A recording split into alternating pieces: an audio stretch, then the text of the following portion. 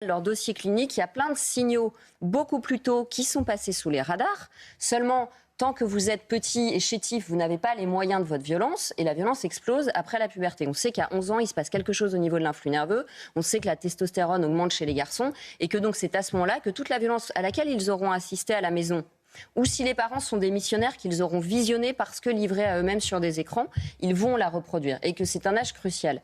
Donc si vous détruisez l'école qui permet de verbaliser la pulsion par le vocabulaire en disant le prof est un animateur, on ne corrige plus. Je vais recevoir dans Ici on en parlait un professeur qui témoigne du fait qu'on n'a plus le droit de comptabiliser les fautes d'orthographe.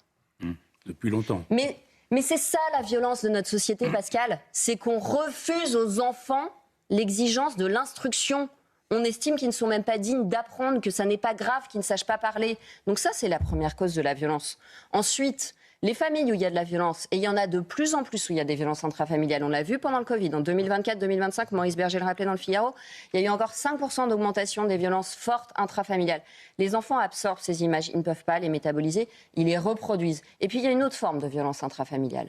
C'est l'absence de limite. Parce que l'absence de limite, c'est une carence, c'est une violence par le négatif. Et donc, bien évidemment, que les parents qui n'éduquent pas, les professeurs qui ne sanctionnent pas, parce qu'ils ont peur que leur hiérarchie les sanctionne d'avoir sanctionné, sont des usines à fabriquer la violence, bien évidemment.